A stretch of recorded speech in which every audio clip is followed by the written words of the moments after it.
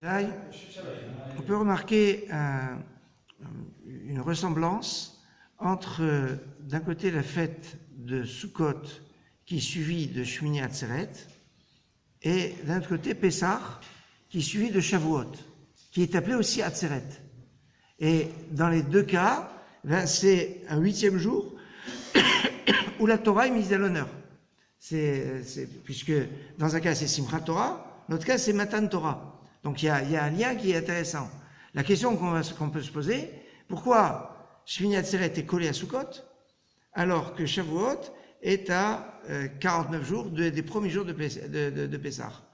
Alors, soit on peut expliquer que la fête de Shmini Atzeret a été collée à Sukkot parce qu'on rentre dans la période des pluies, et comme c'est la période des pluies, si on avait donné Shmini Atzeret 49 jours après les premiers jours de Sukkot, on aurait été en plein hiver pour revenir à Jérusalem pour la fête de pèlerinage, ça aurait été plus embêtant.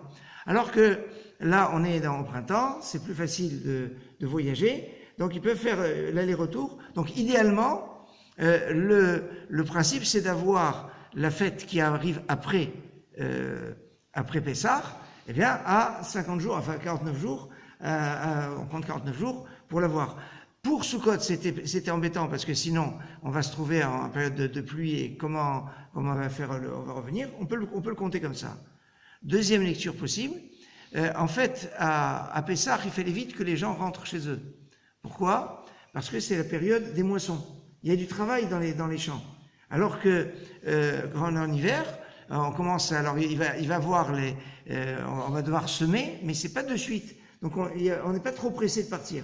Comme on n'est pas trop pressé, d'ailleurs, on va dire que Shmini Atzeret, c'est qu'Aïcha l'aïe péridatrem. J'avais dit, elle est restée encore un jour. On ne trouve pas encore rester. Il y a l'histoire un peu de la Mimouna du Sroucha où j'ai dit, c'est un peu rester encore un peu un jour. Mais à Pessah, c'est termine Pessah, allez hop, il faut aller parce qu'il faut aller travailler. Mais comment on va travailler? Alors il va y avoir une problématique. C'est comme on est en plein travail, on ne sait pas ce qui se passe quand on est dans le travail. Alors, est-ce que le mois de Iyar va être de 29 jours, 30 jours? Qu'est-ce qui va décider le Beddin? Et alors, quand va être Shavuot, c'est pas évident. C'est pour ça qu'on compte le Homer, pour ne pas oublier quand il va avoir Shavuot, même si on n'a pas de lien avec l'établissement du calendrier à Jérusalem.